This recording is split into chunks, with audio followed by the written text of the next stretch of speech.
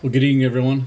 I'm going to do another demo. Last one was a little blurry, so we're going to redo my demo on this fly, which is a San Diego Bay bug, based on the same pattern as a jalopy with a couple of little accents or differences. So you see this one's weedless. That's the finished product.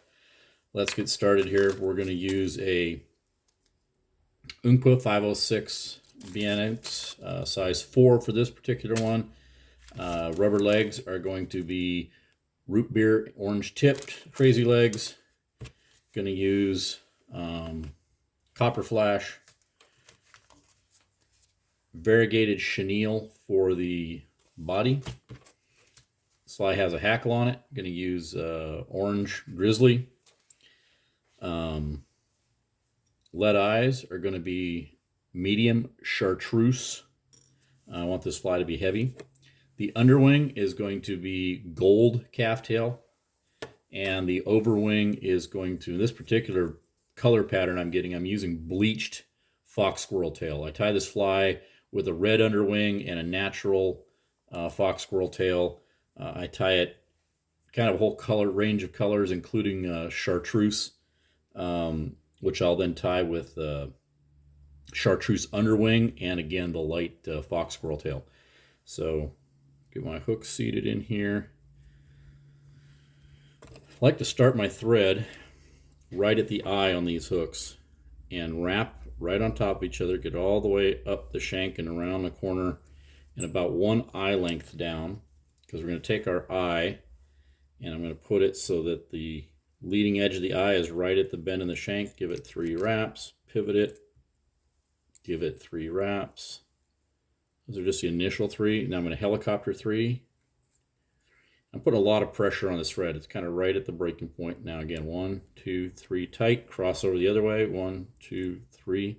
So that's 6 X wraps, and then I do 3 helicopters, and then I do it again. So 1, 2, 3, 2, 3, helicopter, couple of finish wraps. Those eyes are not going anywhere. So I take my rubber leg, put it around the bobbin, even up the ends, get it up there. What did I do with my thread? There we go. I just made a mess of that whole thing. I'm usually not this much of a disaster. All right, there we go. Up the thread, around behind the eyes. Now I'm just going to run that down to right at the bend of the hook. A little bit of stretch in it, not a lot. Finish it off, a couple of wraps. Now I'm going to take my hackle and I stretch that fluff. I want this bit down here. This is giving me body and motion. Those little soft fibers move in the water. So strip away the rest, cut out the fat stem, tie this along the shank of the hook. Just a couple of loose wraps and cinch down. Take a piece of my chenille. I use the scissor points to clear the fluff off the threads. You don't need a lot, and this is thread. It'll lash down tight. And so now I've got that in, and now I just wrap evenly, and I'm securing that feather down the side of the hook, and then finish the thread right behind the eye. Should take about 5 wraps of chenille, 2, 3, 4, 5.5, I guess. Tie that off right behind the eyes. Now it should be about the same. It's the same number of wraps of hackle. 1, 2, 3, 4. Finishing at the 5th wrap. 3 securing wraps. Trim that off. Save that tip. Makes crab fly claws or quans or whatever you're doing. Now I rotate this over and I'm going to put in my legs in my flash. My second set of legs. So bring the second set of legs in just like the first set. Now my thread is behind the eyes, but as I bring the legs in, I lift it up and I put it in front of the eyes so that the legs are kind of in between. Do a cross wrap.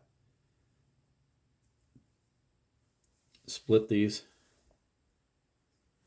Get those adjusted, and then 3 securing wraps.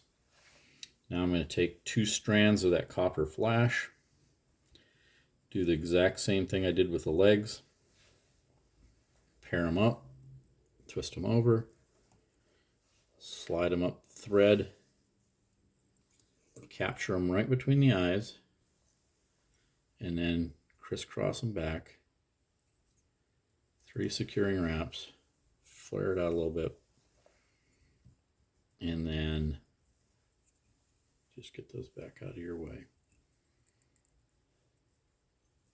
Finish that thread up. Now we're going to put our underwing on. It does not take a lot for color, but I do want this fly to have some profile. This is, I think, more of a like immature lobster, maybe a crab hopping around down on the bottom. So it's, you know, a thicker bodied crustacean. Even up my tips. Put these one securing wrap, just kind of eyeball it, make sure it's going to capture them right there in front of the eye. See, that didn't, so make them a little longer. There, so it's caught them right in front of the eye.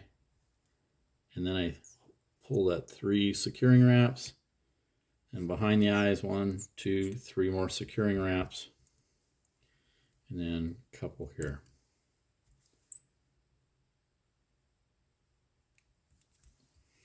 Cover your butt ends. Not a lot. You don't want to put a lot of thread and end up building bulk on the fly that you don't need. So now you've got your flash, your bottom wing. Now we're going to do the weed guard. I do that before I do the upper wing. So this is a piece of 60-pound fluoro. I'm going to fold it in half. It's 2 inches long. I'm going to fold it in half, and right at the halfway point, I'm going to flatten this. I'm going to squeeze it with this pair of needle nose and just put a big flat spot on it. Now I'm going to work it right in front of the eyes, and I'm going to take a wrap around the back side here. Get my thread up on top of the fly, and I'm wrapping just the close side. I'm wrapping 1, 3 wraps that way. Kind of work it forward and into place. I'm going to rotate this hook over, which will get the legs out of my way. And now, again, I'm wrapping the near side, but I've rotated the fly, so I'm now wrapping the side that didn't get secured down by wrapping the opposite direction between the eyes, or between the stems. And this will get me started on securing this down. Once I've got it tied in, I hold them both back and I wrap behind it in both cases. This will eventually pull those forward.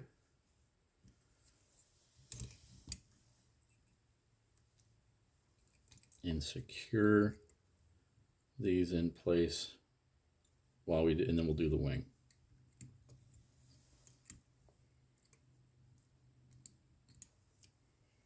Okay, because those will bend later and we'll bend back the tips. But now it's in place.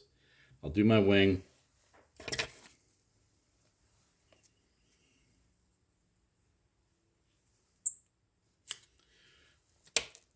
Pulled it while it was on the hide to even those tips up. I want to get all the shorter hairs out because squirrel is very fine, solid hair. It doesn't compress. It also doesn't float well. Measure that for length. I lay it in on the near side of the hook, and I take 3 loose wraps. Maybe I squeezed in a 4th one there. And then I pull those butt ends until everything's going to be below that eye, and then I rotate that hair on top of the hook, which now puts the wing where I want it, and I wrap the butts up. Now if you got a couple of oddball hairs, like I do here, I rotate it over, trim those off, and secure everything down, cover all your butts with thread. Now my weed guard got pushed back a little bit. That's okay. We just pull it forward because we're not done securing that weed guard. We're now wrapping from the back to the front on these legs. So this one I'm wrapping from the back to the front on this side. And now I'll wrap the other side to keep it locked in place. A couple more wraps behind. And now my weed guard is right where I want it. The weeds will come up over on that. We're all good. Got all my other ends covered up. A couple of loose ends right there. Trying to place the thread exactly to cover up those spots. All right. Whip finish. Once, twice, thrice, 5, 6. I usually do 6 or 7. Stack those wraps right on top of each other. Pull it down tight. Trim. I use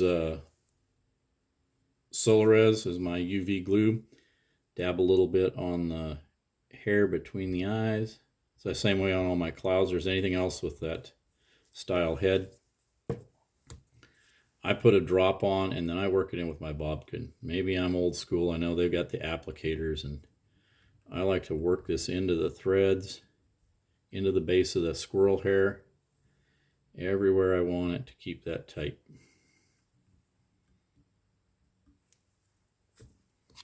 Hit it with the UV light.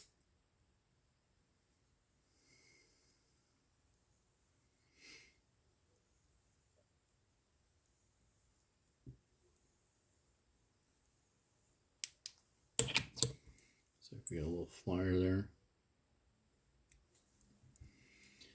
All right, pop it out of the vise. Take a look at my rubber legs. I don't care if they're all even, but I don't want any of the copper longer than the rubber legs. So I'll trim a couple of pieces out here and there. That was a little long. And I've got one set of legs that should be longer than the other because I tied them in at different points. Now for the weed guard. It's in place. It's a little long, so I even up the ends. So I'm evening up the ends of the weed guard.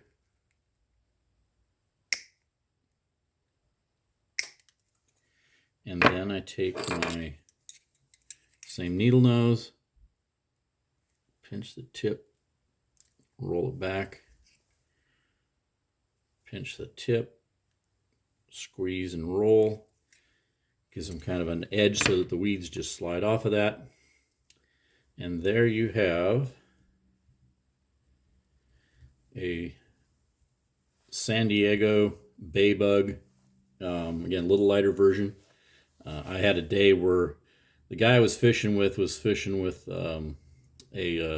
jig, and I had a fly that was almost the same color as this jig, but I didn't have any chartreuse on it, and he had a chartreuse head on that jig, and he was just slaying the fish, and I couldn't buy a bite. So I don't know if it was the conventional gear jigging action, but this fly should have been doing the same thing, and it was getting me nothing. So tie this fly like that, and I said I also tie it in red.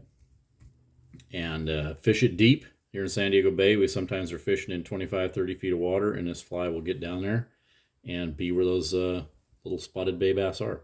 Hopefully this was a better video than my last.